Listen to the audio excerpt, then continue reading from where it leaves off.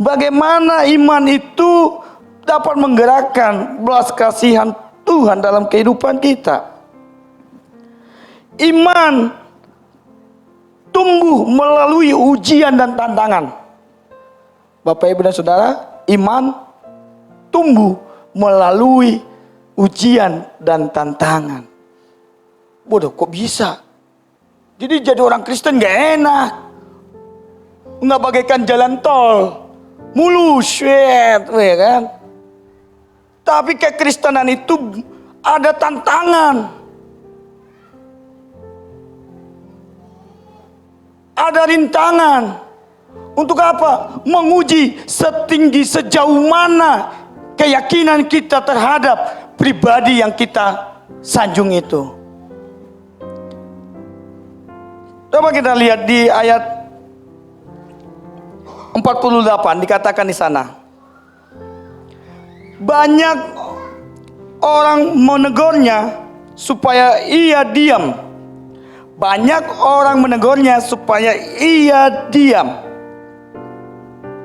Bapak, Ibu, dan Saudara, ketika kita punya iman, bukan enak, tapi ada ujian, ada tantangan, ada pencobaan yang harus kita lewati, yang harus kita hadapi. Sebagaimana dikatakan di dalam Markus 10 ayat 48 tadi, Bartimeus menghadapi tantangan yang luar biasa. Apa? Cemoohan. Hardikan orang yang pada waktu itu banyak orang marahi dia. Diam kau, digituin kan? Berisik. Ini sang guru lagi lewat, lagi jalan. Apa yang dilakukannya? Dia tidak mundur. Dengan iman yang dia miliki, dia mengandalkan imannya dalam menghadapi cemoohan, menghadapi hardikan orang-orang banyak yang pada waktu itu. Terkadang dalam kehidupan kita pun sebagai orang-orang anak-anak Tuhan, kita banyak menghadapi tantangan. Seperti yang saya katakan tadi, banyak orang Kristen meninggalkan Tuhan karena tidak tahan uji, karena tidak mampu menghadapi tantangan yang diperhadapkan dalam kehidupannya, sehingga dia tidak melihat akan belas kasihan Tuhan. Tapi kita melihat Bartimeus, begitu banyak orang-orang yang saat itu berkerumun. Kita melihat seorang perempuan yang pendarahan 12 tahun, banyak melarang dia, bahkan dia mungkin disenggol dijorokin supaya dia jatuh, supaya dia tidak bisa menyentuh jubah Yesus. Seorang Bartimeus, diam, berisik kamu, sono kamu, udah buta. Wah, mungkin ada cemoohan, ada hardikan dari banyak orang yang mengikut Yesus pada waktu itu, karena nama Yesus tersiar di mana-mana, sehingga orang-orang pun datang mengikutinya dengan berkerumun. Lalu Bartimeus melihat keadaan itu, tidak menyerah, tapi dia tetap maju dengan imannya, dengan keyakinan yang dia miliki. Apapun tantangan yang terjadi, apapun persoalan, apapun masalah, aku tetap Yesus, sang penyembuh mataku yang buta itu. Bagaimana dalam kehidupan kita? Kita pun terkadang diperhadapkan dengan berbagai persoalan, bahkan persoalan ekonomi, persoalan pekerjaan, persoalan yang lain yang tidak saya tahu, tapi Tuhan tahu, Bapak, Ibu, dan Saudara. Apakah aku tidak mau lagi mengikut Yesus? Dari pujian, mengiring Yesus, itulah kesukaan hatiku. Apa yang ditanggakan? Semua hakku kulepaskan. Artinya apa? Kenyamanan, kebahagiaan, ketenaran.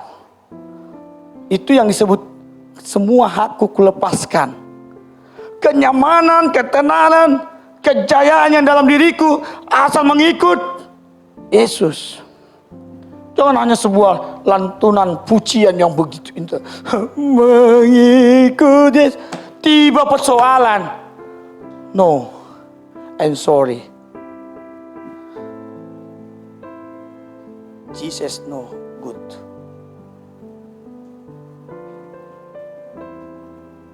Kalau hanya sebuah ungkapan, percuma Bapak Ibu dan Saudara. Tetapi butuh perjuangan dalam menghadapi ujian, tantangan yang diperhadapkan oleh Tuhan. Kita melihat Ayub, imannya kepada Allah, dia buktikan sampai detik terakhir. Dia menikmati berlipat kali ganda, Tuhan balaskan. Kita masih perkara keuangan kita kecil itu bagi Tuhan. Kita di PHK kecil itu bagi Tuhan. Malah apa kita menyalahkan Tuhan. Saya nggak mau jadi orang Kristen lagi. Kenapa?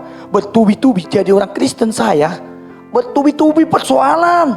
Silih berganti. Yang ini belum kelar, datang lagi persoalan ini. Aku nggak mau lagi.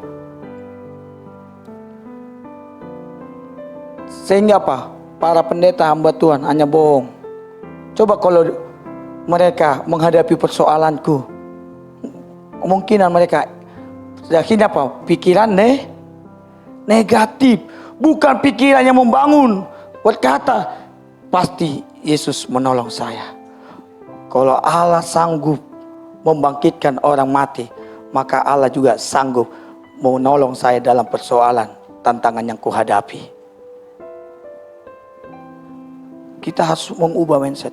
Kalau kita mau mengalami belas kasihan Tuhan, menggerakkan belas kasihan Tuhan, mindset yang negatif kita ubah kepada mindset yang berfokus kepada Tuhan.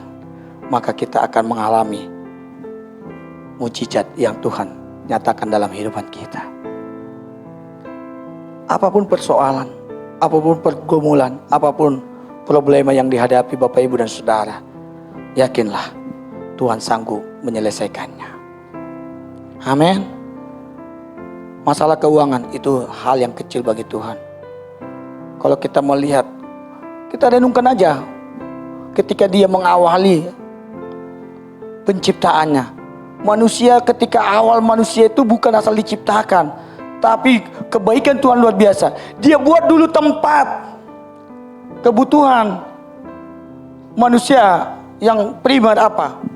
Tempat tinggal. Benar Bapak Ibu? Yang kedua makan. Betul? Itu kebutuhan utama kita kan? Habis itu apa? Pakaian.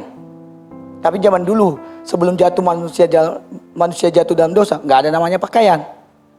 Tapi kita melihat ketika itu yang kita lihat tempat, Allah sudah siapkan apa? Taman Eden. Makanan ada nggak? Ada. Apa kata Tuhan? Adam manusia. No, kamu makan itu semua ya. Berarti apa? Kecukupan, berlimpah malahan. Baru diciptakan, sesudah ada semua, baru dibuat. Ben salabem, ada kata berapa? Jadilah kau Adam. Enggak kan, dibentuk dulu. Baru ditiupkanlah napas. Baru ditaruh. Nih, udah ada semua loh. Artinya apa? Begitu dahsyatnya Tuhan memelihara kehidupan kita. Lalu kenapa kita meragukan akan kuasanya? Mengapa kita menyia-nyiakan iman kita kepada Kristus? Awal mulanya manusia ada, Tuhan sudah tunjukkan. Saya itu tidak hanya menciptakan Anda, saya itu tidak hanya menjadikan Anda lahir di dunia ini, tapi saya sebagai Tuhanmu, sebagai Allahmu yang kamu percaya, yang kamu terima, juga memelihara hidupmu. Persoalan masalah yang kita hadapi, Dia tahu. Waktu Hawa digodai si ular pun Tuhan tahu. Terus ada banyak pertanyaan, apalagi siswa bilang, kenapa nggak ditabok? Ya karena Tuhan memberikan hak free will, bebas. Lu mau pilih yang mana? Pilih taat atau pilih memberontak? Sekarang kita dikasih Tuhan pilihan apa? Kita mau pilih mana? Masuk surga atau masuk neraka? Mau mengalami kuasa mujizat atau tidak? Kalau mau mengalami kuasa mujizat,